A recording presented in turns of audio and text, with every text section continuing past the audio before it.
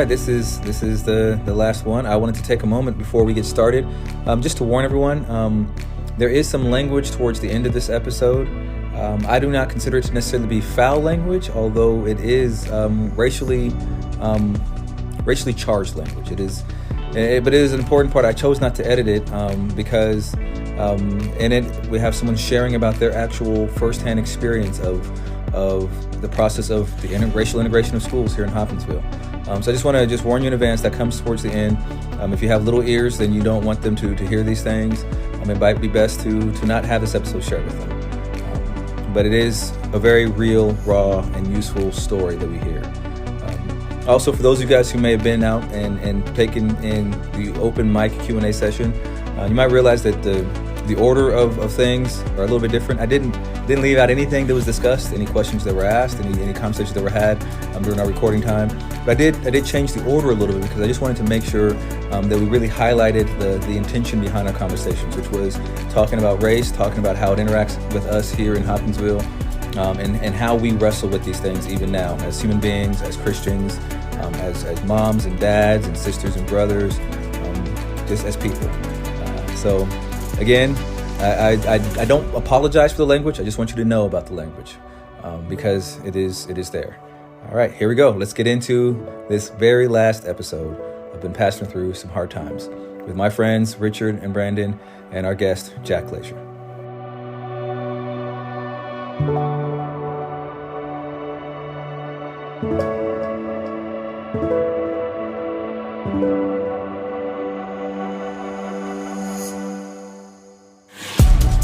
We are recording. What are you going to say? We're live. Oh, look at that. We're live. Well, I mean, we have people here. Yeah, we are. See, you had to qualify. Live studio audience. So we are live. We are still again in the museum here in Hopkinsville, Kentucky. Thank you everybody who is participating. And I'm going to have us actually start because there are some people who are here live who don't know who we all are. So I'll start with me, work our way down the line visually for those who are watching. So my name is Kamarr. I am originally from Southern California. I have lived in Hopkinsville for a couple years now, about 2.5 years. 2.5 years? Yeah, roughly 2.5 years. My wife and I moved to Kentucky a little over 8 years ago. This true story is that God told us to move to Kentucky, so we did. When he first told us, we said, why? It's Kentucky. But we're here, and we're actually quite happy to be here. I've been pastoring in Hopkinsville in one way, shape, or form for a little over 4 years now in different churches in the community, and I'm now the pastor of students and community engagement at Edgewood Baptist Church here in town. All right, take it away, Brandon. All right, so my name is Brandon Boone, and I am a second-time Hopkinsville resident. Moved here for the first time in 2012. I was born in Oregon, but I grew up in Idaho. I went to school up in Louisville, and then ended up down here in 2012 with my wife and our 2 kids at the time, now 3 kids. My wife's going to kill me. Soon to be 4 kids. This is not airing for a couple of weeks. Yeah. And congratulations. So we moved here in 2012. Was the associate pastor at Edgewood from 2012 to 2016. Moved to Utah and pastored out there at Red Hills, a Southern Baptist church in Enoch, Utah, and then got called back here as the lead pastor at Edgewood. So I have the privilege, and I do mean privilege, Kamarr. I'm not just saying that, of working alongside Kamarr there at Edgewood. It's because I have a cane and I'll hit you. Yes. That is true. So my name is Richard Dixon. I'm from Savannah, Tennessee, which is rural West Tennessee. My wife and I, we met in Middle Tennessee, where we both graduated from Middle Tennessee State University. We have 5 kids, and we have only lived in Hopkinsville for about the same amount of time as Kamarr, about 2.5 years. It'll be 3 years in December. And we are previously from Clarksville. We lived in Clarksville from 2010 to actually 2012? Is that No. 2020. 2022. Yeah, 2020. Yeah, 2020 something. Yeah, 2020, something like that. And so we actually are at Restoration House, and I'm the lead pastor at Restoration House here in Hopkinsville, Tennessee, which is right on top of the hill. Hopkinsville, Kentucky. What'd I say? Tennessee. Yeah, there you go. Whatever. Go Vols, whatever. All right, and Jack? Okay, just a very few words. I was born in Indianapolis. My education is focused on anthropology at the University of California, Berkeley, where I went there in the 60s, and you know all about Berkeley in the 60s. It was a crucible that formed a lot of my thinking. And anthropologists, as you undoubtedly know, go to different parts of the world to try to understand ways of living not their own. And from Berkeley, I went to East Africa, where I lived in Kenya for a year and a half in a fairly remote place, utterly different from anything I'd ever seen. I'd never been out of the country. I was really too young to be doing what I was doing. It would be different if I were going now. And having done field work there, a few years later, after I had written a few things about the Mberi people, I did something very different. I went back to my hometown in Indianapolis, where I got very interested in the stories of immigrants from Eastern Europe during the Great Wave from the 1880s until the 1920s. My parents were part of that. And then after I had written a few things about that, I was looking around for something else to do. And I thought of a very important woman, a caregiver, whom I mentioned in the preface of the book. And I knew about Hopkinsville quite a bit from growing up with her. And I came down for a visit. I didn't know anyone. I just drove through in 2002. And from there, I think maybe on that first visit, Jennifer Brown of the Kentucky New Era took me around to meet F.W. Whitney, F.E. Whitney, I believe, who was a real estate person and accountant, and was a kind of informal leader of the Black community, or part of it, in Hopkinsville. And from there, I met a lot of other people. I went to Freeman Chapel, where I became an honorary life member, because that was the family church of the woman who raised me. And I was accorded the warmest of welcomes. And from there, I just gradually met more and more people, including Jim Killebrew and the Nance family, at least two of whom I hope are here tonight, three of whom. Yeah, they're here. Dear friends, I'm their cousin. So Black people do cousins. Yeah. There you go. Just to make a long story very short, I got a job at Oberlin College early on, and stayed here until retirement 10 years ago. And my partner Heidi and I are living happily ever after.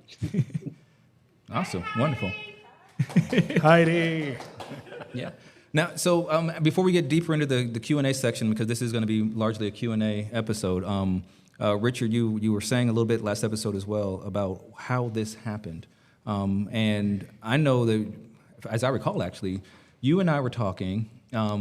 It was during the height of all the conflict over the critical race theory. Oh, yeah. Yeah. We were going to do a thing. And we're going to do a biblical race theory. There you go. And that didn't happen. Yeah. But in the talking about it, the whole discussion was like, what if we just actually got together and just talked with pastors of different denominations and different ethnicities and maybe just had relationships? And I was like, yeah, okay. And then you made it happen. You said, okay, cool. I called some people up. We're going to start meeting at 6 a.m. And it's like, oh, that's so early.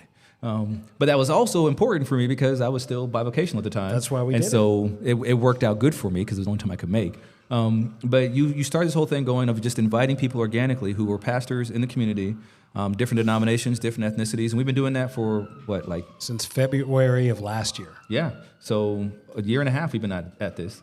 And Brandon, you came in about, a little more than 6 months, almost a year ago. I invited myself in after you guys had been going for a couple months. And, Richard wasn't going to invite me, so I kind of made my own way. I didn't know. You aren't vetted yet. Yeah.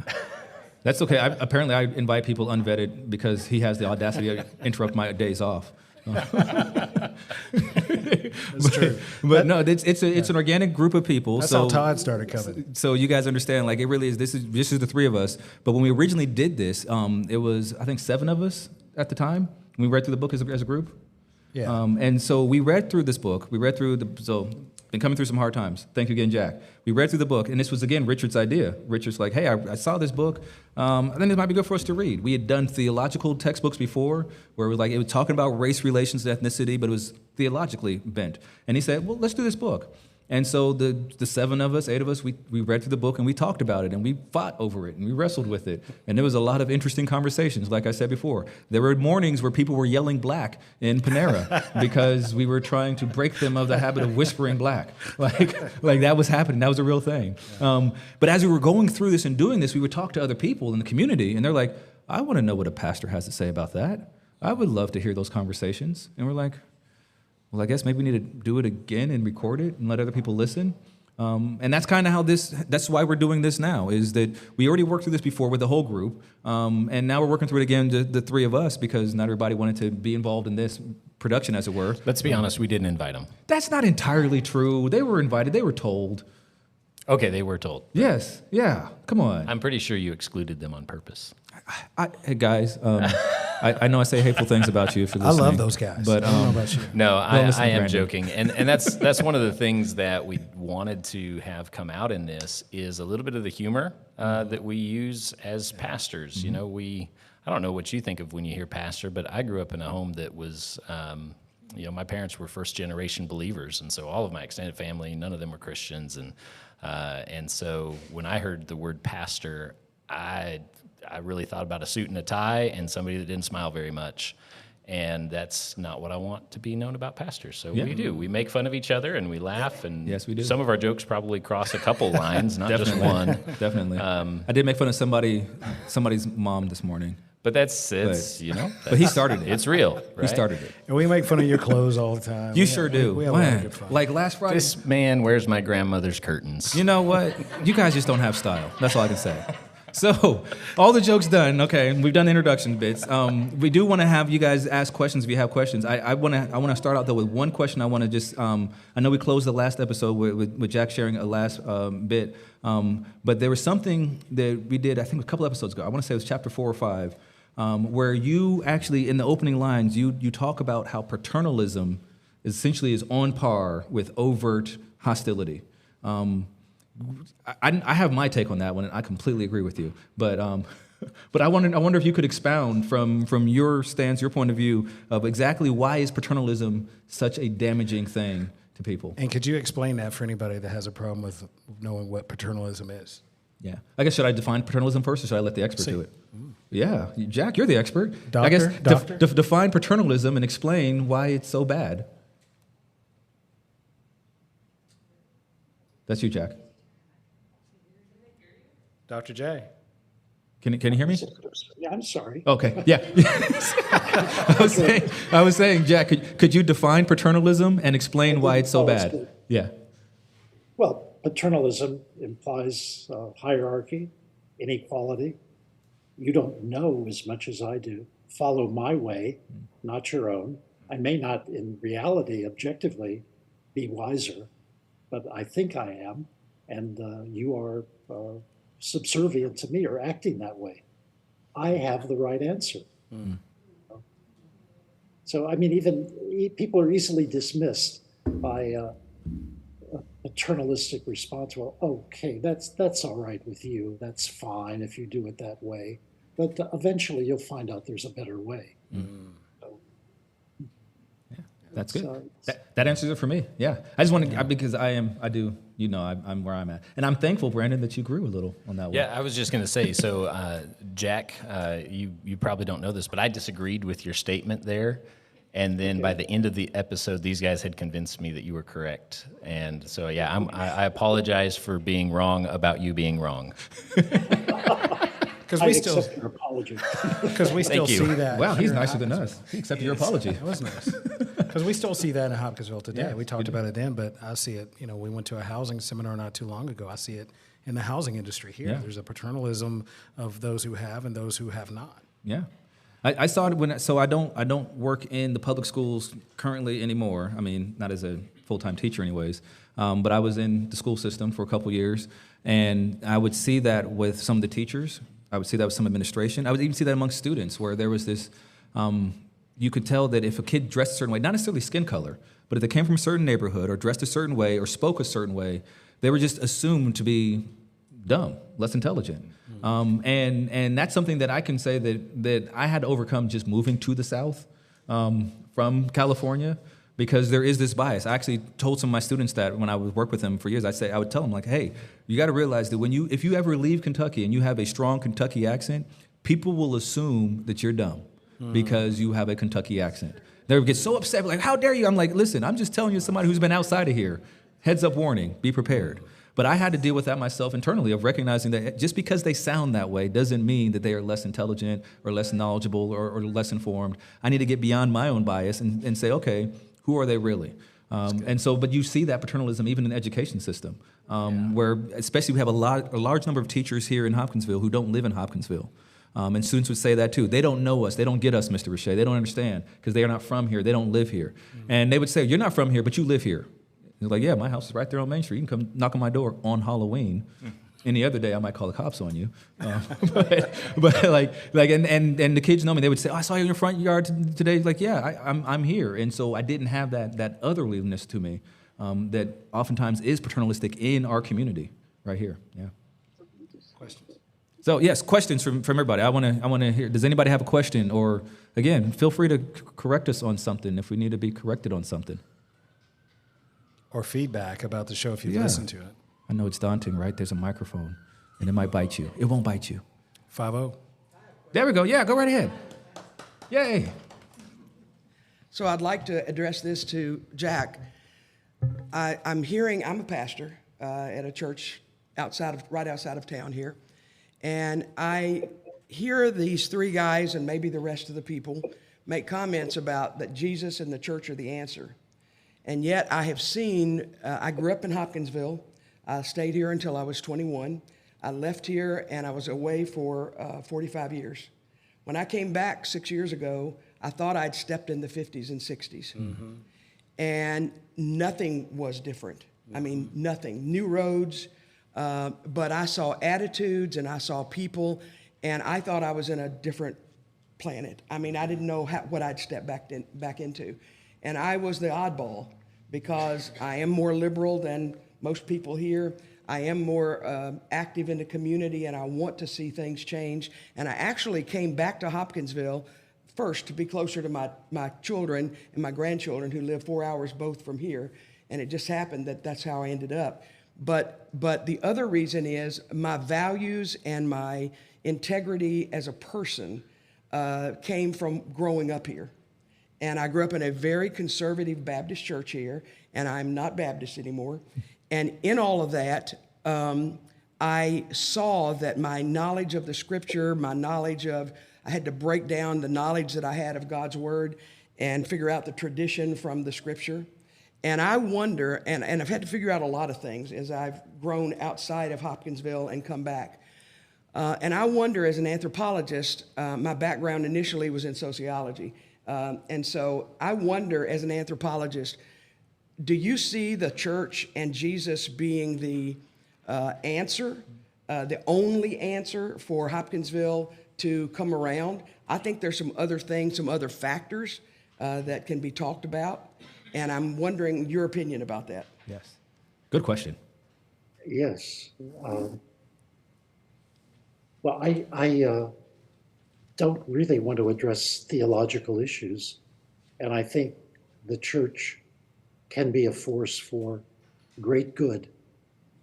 I understand the black church, frankly, a bit more than I do white churches. But I think you can be a fine and decent and good person and not be a believer. Mm-hmm. So the church is one answer for some people, but not necessarily for everyone. And I don't think a firm belief system is essential for right living and doing the right thing. Mm-hmm. The church, it has a very different meaning, I think, for Black people. It's inextricably bound to the history of slavery. It's slavery that is the crucible for the formation of the Black church. And a point that I really would like to make is slave owners welcomed white preachers to hold services among their slaves. They welcomed it, they invited it, because they knew that the message essentially was going to be the path to heaven for you is quiescence, is following what your master and mistress say. And what they didn't reckon on in inviting pastors and missionaries to speak to their slaves, what they didn't recognize is that what goes in isn't the same as what comes out. In other words, they were speaking, even though to illiterate field hands, to intelligent, thinking individuals who could use those words and transform them in ways that were not intended. And so, for example, Jesus and Moses become means to redemption. Moses for the redemption of an entire people, as Moses led the ancient Jews out of Egypt, and Jesus for individual redemption. And they saw the black church ultimately as a way of liberating themselves, of gaining their own integrity, their own sense of self. So that's essentially my kind of verbose take on your question.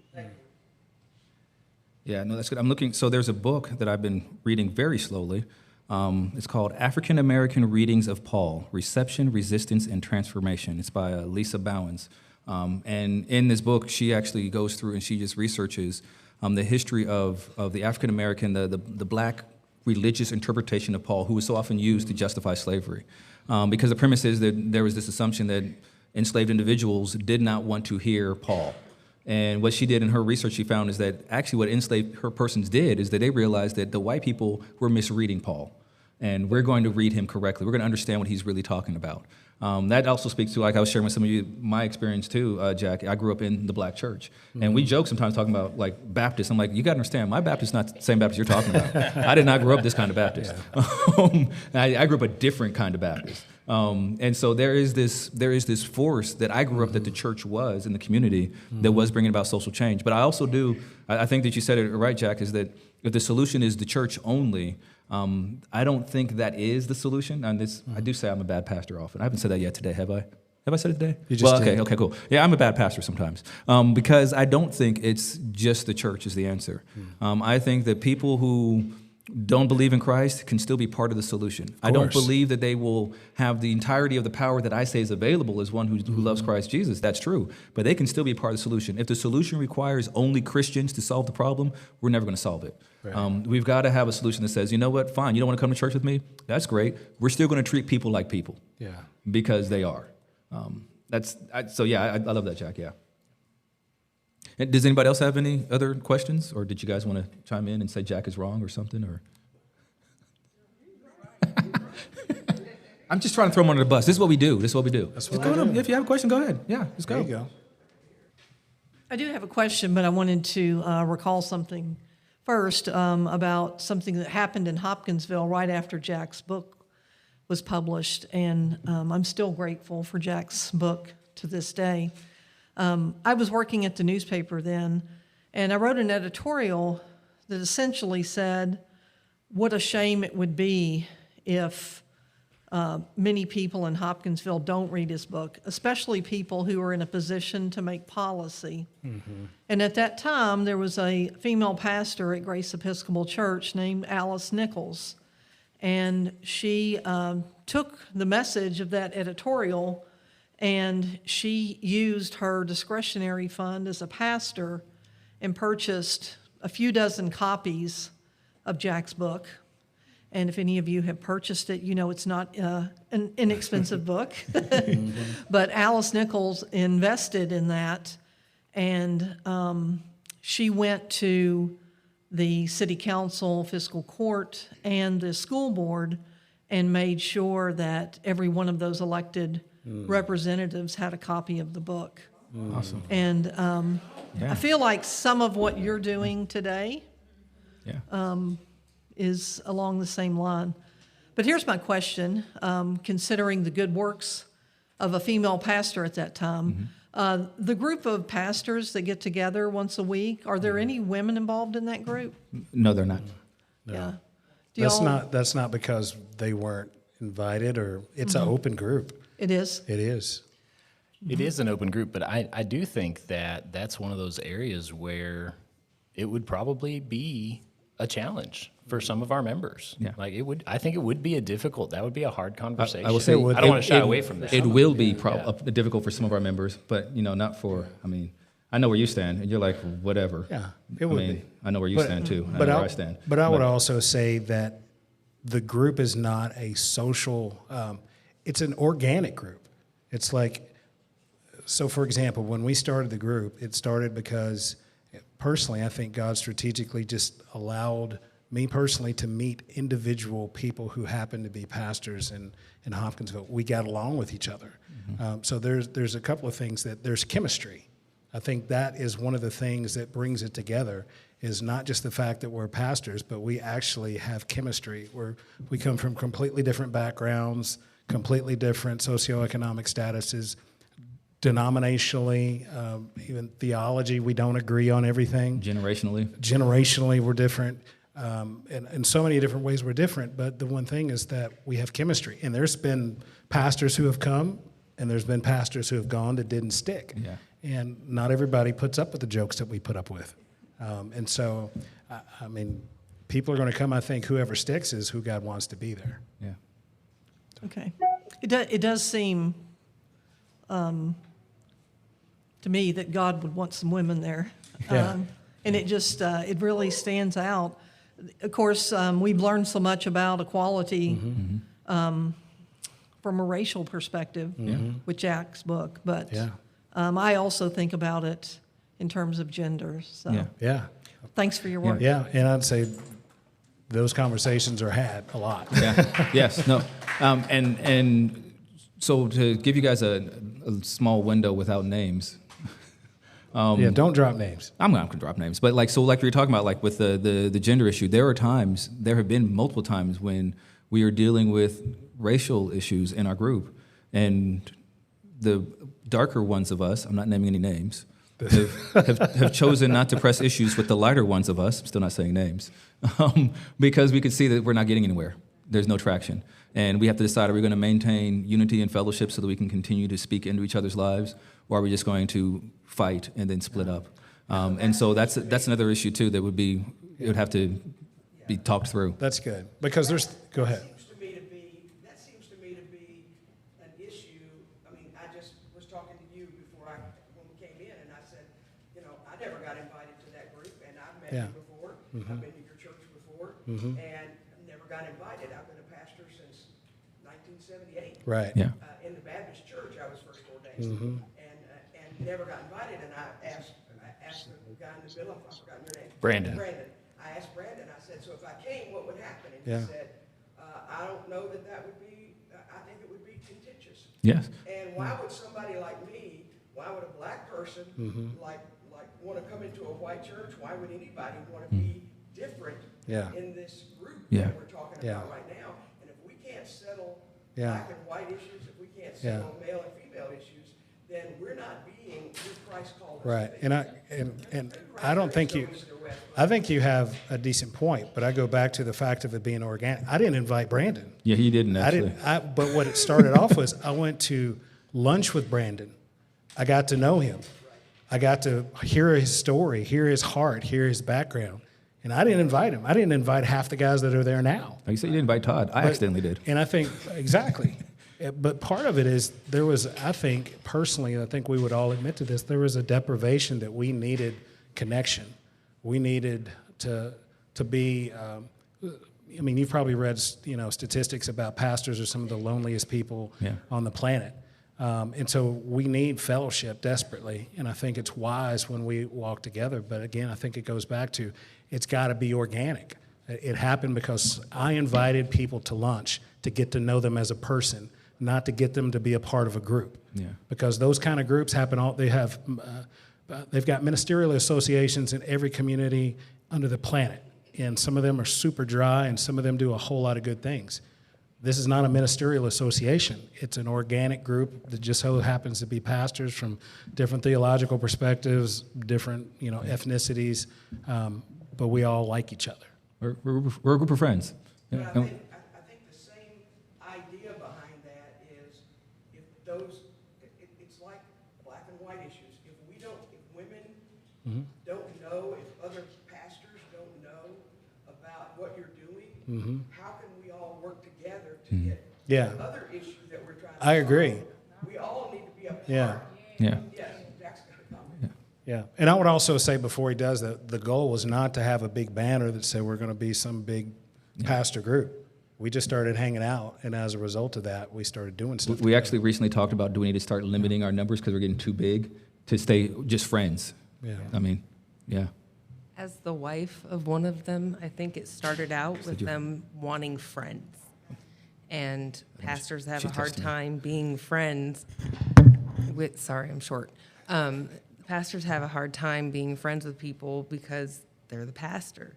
And so by getting together with other men to be, friends, and I understand your point, but I think it's more of they needed, women need women friends, men need men friends. And I think it started more towards having some friends, somebody they can confide in. I know that I look at my husband and I'm like, you need a friend. If he tells me he's gonna go hang out with somebody, I'm like, good, you need to go be with a friend. So because it's hard and I'm sure you know that as a pastor, it's hard to find friends. And it's hard to find, and I think that's how it started really, was just 100%. friends. That's where we still are. It wasn't anything about not wanting women around. No, They not just at all. wanted some guy friends to hang out with. Yeah. And they just all happen to be pastors. It's not a He-Man woman haters club. No. No. It's just turned into something bigger now. I think But I'd like to add something. Oh, yeah, go ahead, Jack. Go ahead. Which bears on a lot of what's been said tonight.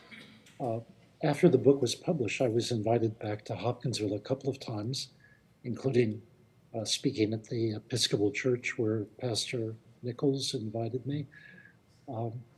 And I also spoke to a very, very large group of students at Hopkinsville High, I think. There's a big auditorium, and kids from, was it Hopkinsville? Maybe it was Christian County High School. At any rate, kids from all the grades were there, black and white. They poured in, and I was looking, they were poking at each other, talking to each other. There was no separation of black and white, and they sat down. And one of the questions I asked them, it was directed to the whole group, but I think they understood that it was mainly directed to the white students. And I said, how many of you would say that your attitudes about race in this country are more open, more liberal, you can add the word you want, more accepting than the attitudes of your parents, or at least your grandparents? And the hands shot up all over the place. And they said, yeah, they are. And I said, well, why is that? And they said, we know each other. Yeah. We have contact. And that seems to me what's missing in so much of Hopkinsville. I mean, real contact, friendships, acquaintanceships, something more than, oh yeah, I know that guy over there. Yeah, I know who he is. I know where he lives. And something happens though to these kids after high school. They seem to be going their own way, white, black, separating. But at least they recognize the importance of contact in shaping open attitudes. It's very hard to maintain a stereotype when you see people who are so different from each other, but of the same race. That's right. It's hard to sustain that notion. They're all like this when you know individuals. That's right. And sadly, that's missing in much of the country. That's a good point. Not just Hopkinsville. You have a question for us? Yeah, go ahead. I have a question. Yeah. So you said in like a previous episode that mixed people took up a 1%. Why do you think that is? Oh, so that was in the current makeup of the police force. I don't know, because somebody who's mixed joined the police. I mean, I know it's something. So, like, you know, for you guys who don't know, this is one of my daughters here. I know it's something that my kids have been dealing with, wrestling with. I know that you talk about that too with your kids too, Richard. Brandon, your kids don't have this problem. No. But of identifying, am I going to identify as black or mixed or what? So I know that that's something that you guys have been thinking through for yourselves. And I mean, I think that's great. You guys are thinking it through and not just taking my answer for it. But yeah, I don't know what that. I have to meet that person to find out why they categorize themselves as mixed. Yeah. Well, why do you think there's so little of mixed people? On the police force, I'm not sure. Well, not just in police force, just in general. In general? I think that you guys are a growing demographic. Yeah. You all are a growing demographic. Mm-hmm. But I think the reason why you're growing is because kind of what we've talked about amongst ourselves and home as well, is that there is now space being made for you to be allowed to be called mixed. We've talked about this, and I don't know if I've said this in an episode or not, but so genetically speaking, I'm 30% European DNA. We've got the DNA test done. My kids are barely more white than me, and they're half white. So it used to be that being mixed was still black. This is a newer thing in the world that you can be mixed. Supposedly, I tell my kids, I'm like, I don't know if that's the way it's going to actually play out. I mean, you guys are fighting for this right. That's great. But the world as it stands now, when push comes to shove, they'll oftentimes just treat you like you're black. That's the reality we still live in. But maybe it's changing. Maybe it is. So this mixed demographic is a growing demographic because now you're allowed to be called that. Because technically speaking, you could say that that's me as well. I mean, when I have DNA from all over the planet, I'm mixed too, but identify as black because of how I grew up. Yeah. And I don't know if I like that term. I don't know why, but it just doesn't sit well with me. I know a lot of people use that term, but I don't know why. I just don't. Yeah. How do your kids choose to self-identify? I don't know if they do. I don't know. My wife is in the audience, and I mean, we've got 4 girls, a boy. We've got teenagers just growing up everywhere, and we talk about differences and things like that. But when it comes to labels and things like that, we haven't addressed a lot of that because I don't know. It's when you label somebody, you negate them as well. So I don't know. We're still kind of schools out. Yeah, I get that. Yeah. Are you willing to speak into the microphone for us? Well, just so that the people listening later or watching later can hear you too.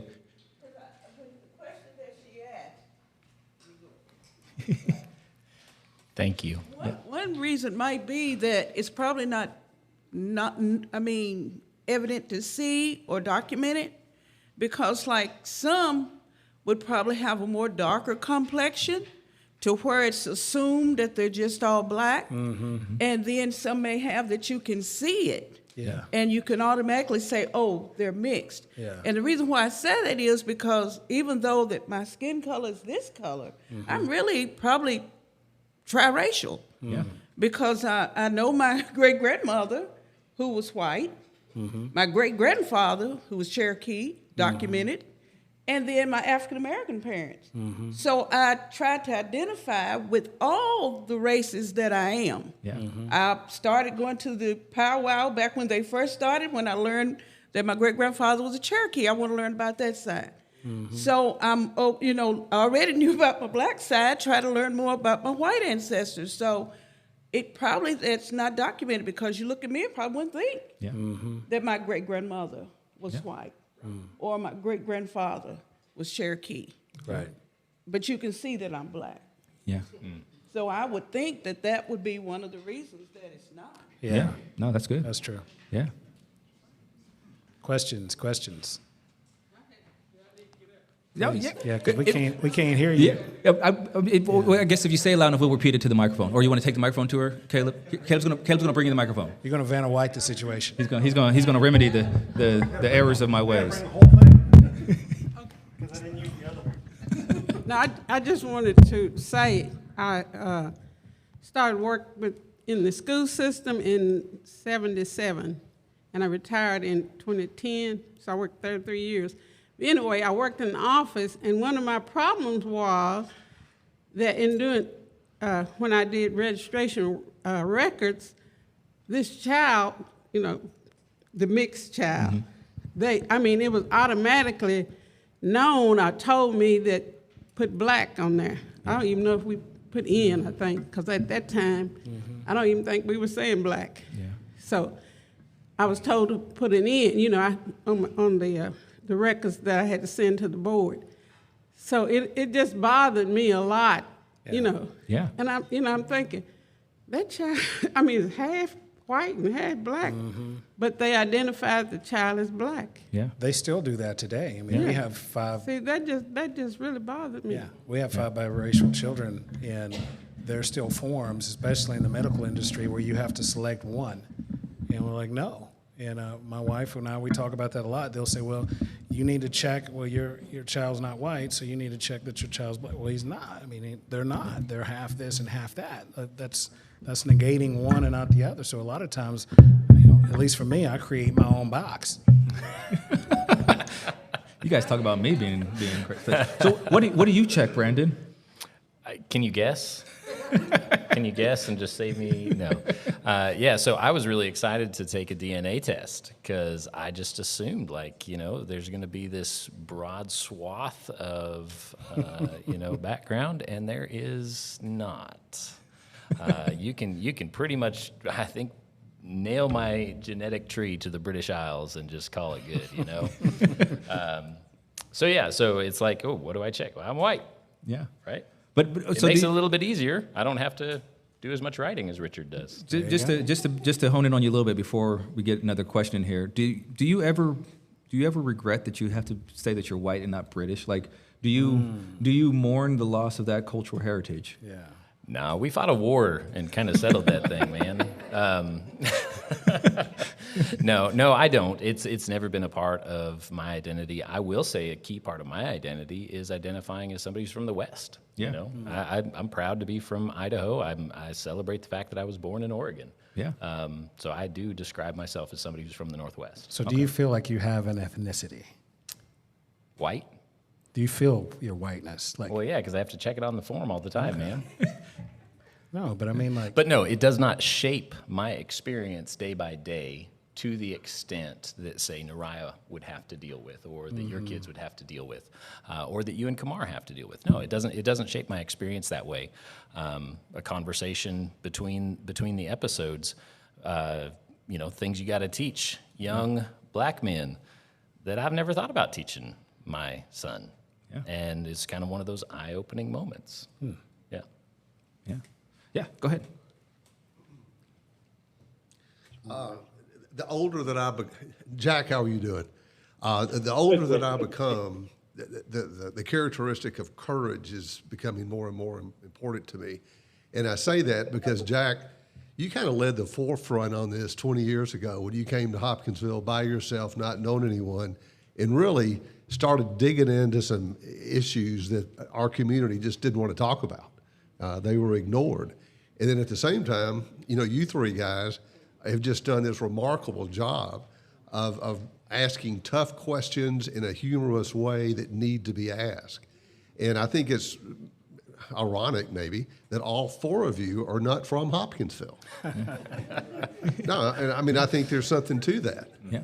And so I want to thank you for me, and probably the community as well, for kind of loading that up a little bit. And then here's my question.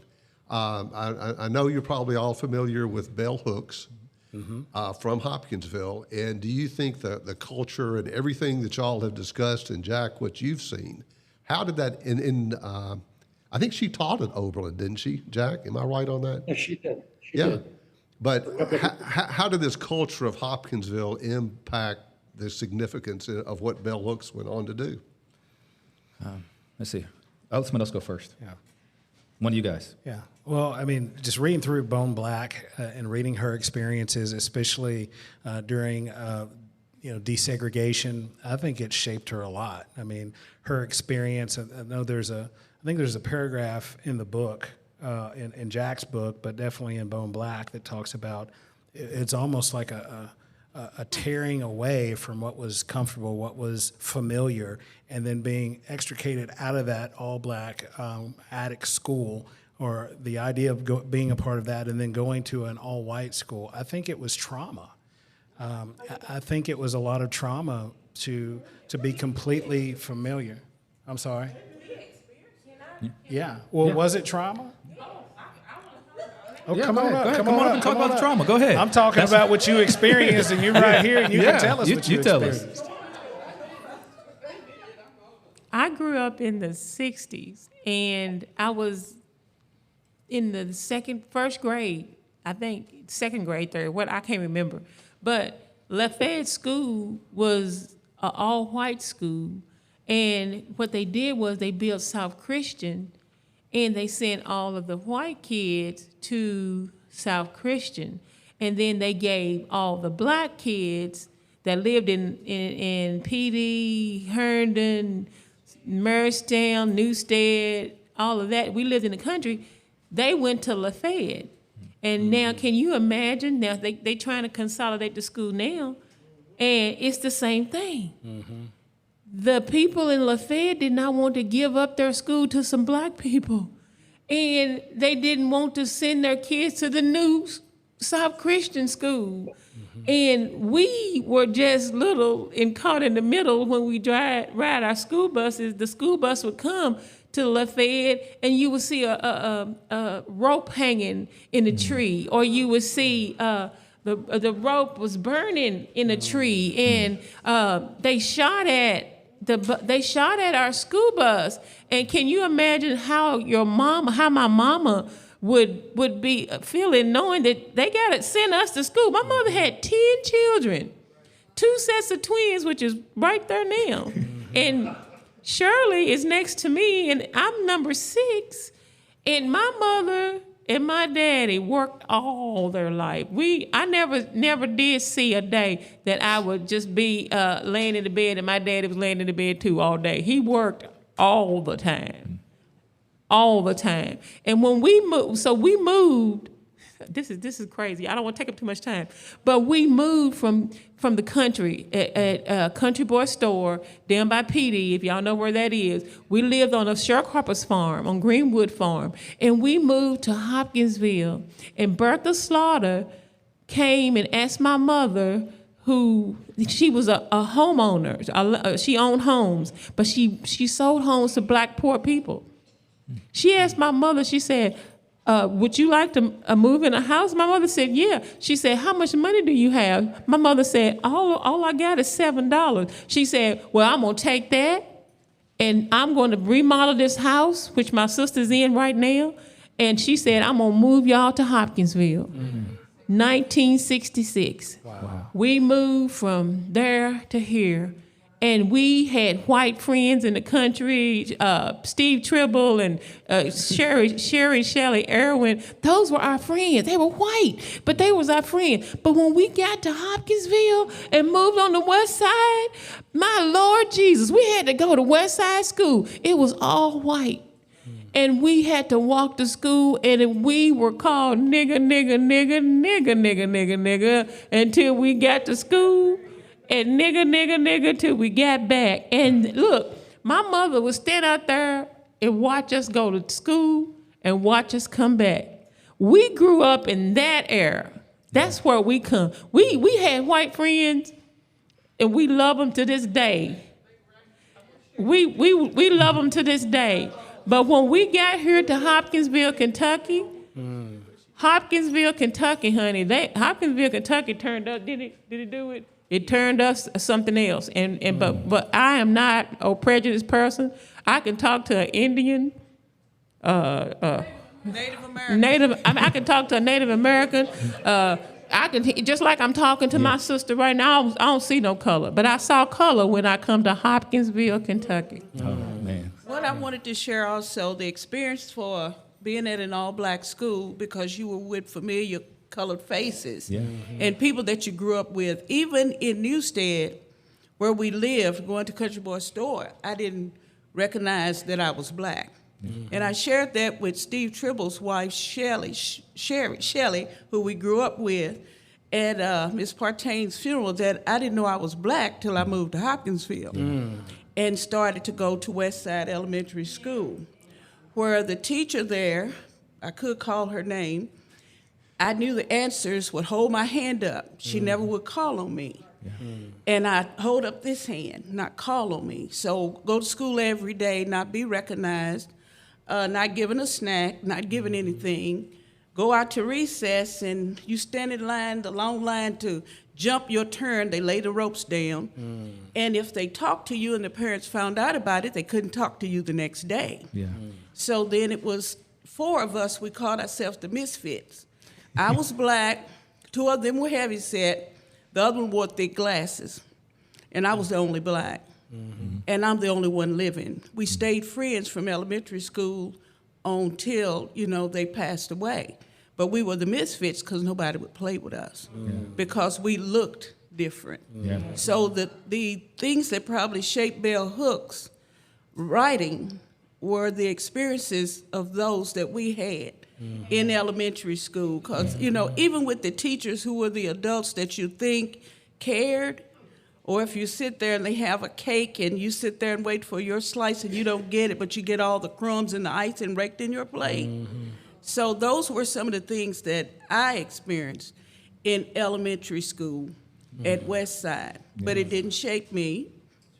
Right. And when I became a teacher, I made sure that I didn't do any of those things. Good. Thank you. I understood Thank you. the importance of treating all children the same. That's right. Thank you. I think that will help you understand. Yes, ma'am. Thank you guys so much. I would say with the one I've listened to a couple of her books so far, and the one that really stuck with me that ties in what you're talking about the experience here, is where she's really addressing the issue of masculinity and how to resolve the issue of masculinity in the world. And I was really moved because she has a very Christian worldview. I mean, it's very much so. This is a Christian ethic.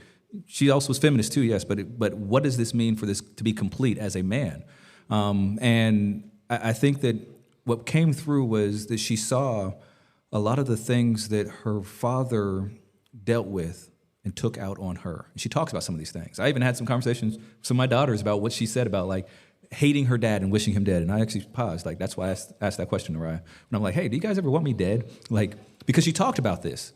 But she was talking about in the context of realizing that she grew up in a world where there was so much evil happening all around, and there was no safe outlet for the man in the home. And then she didn't just sit there and say, this is going to only be about a black thing or about a Hopkinsville thing. She said, and I see this multiplied all throughout the world.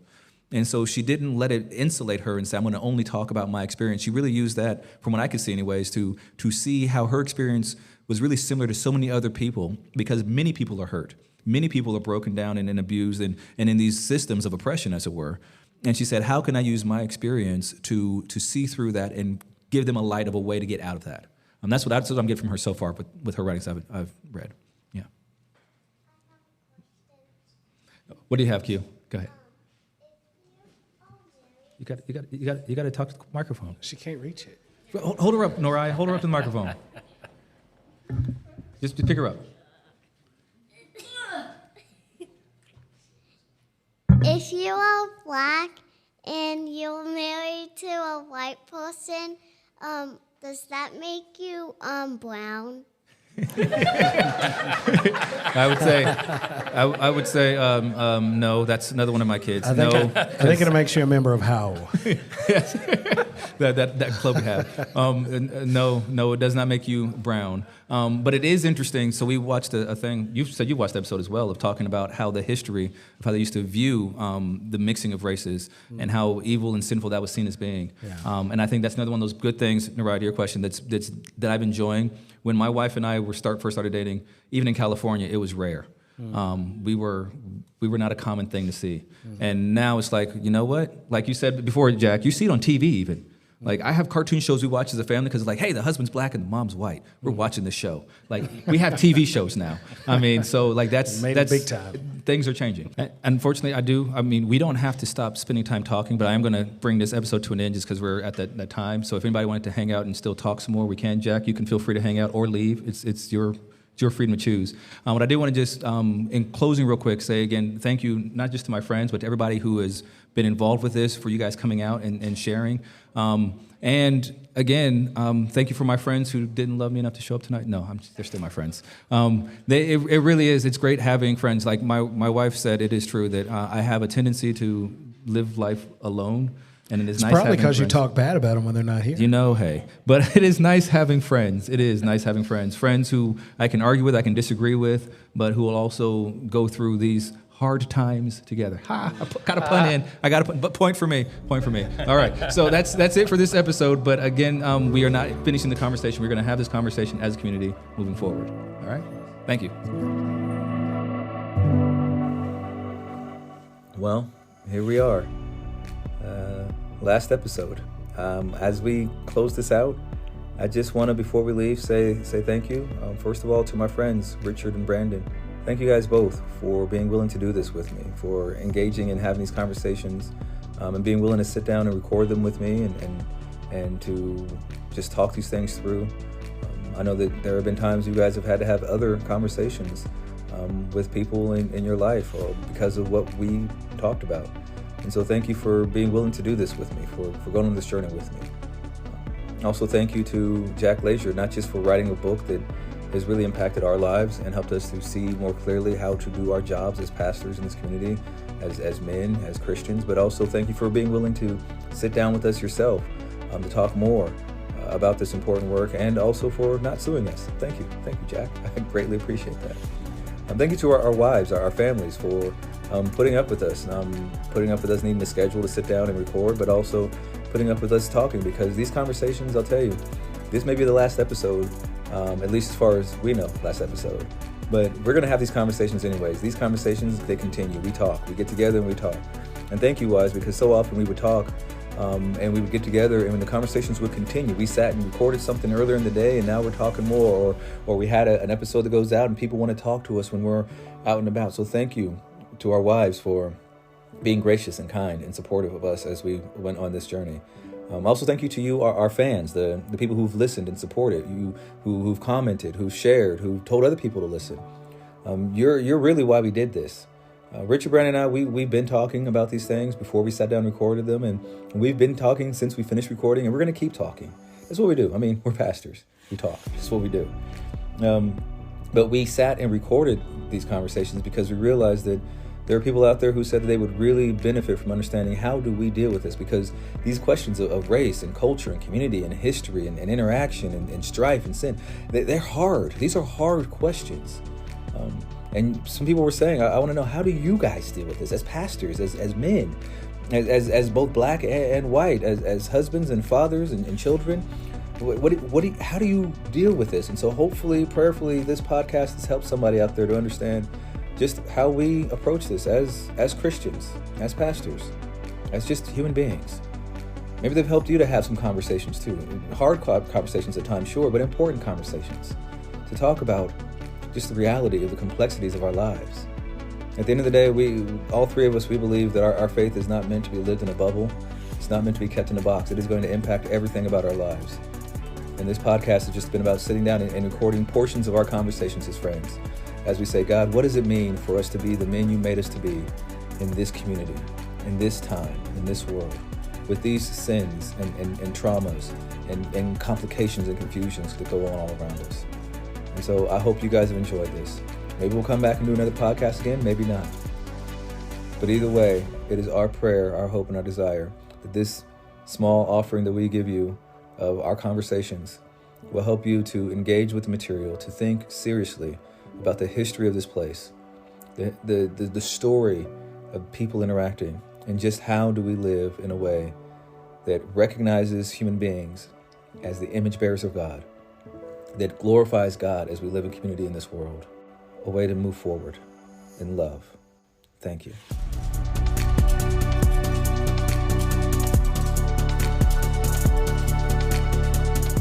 The views, thoughts, and opinions expressed in this podcast are the speaker's own and do not represent the views, thoughts, and opinions of any institution, organization, or corporation. The material and information presented here are for general information purposes only. All persons who participated did so of their own free will and speak for themselves only, regardless of any personal affiliations they may possess. Been Pastoring Through Some Hard Times is a production of Salt.Light.Love Ministries, all rights reserved.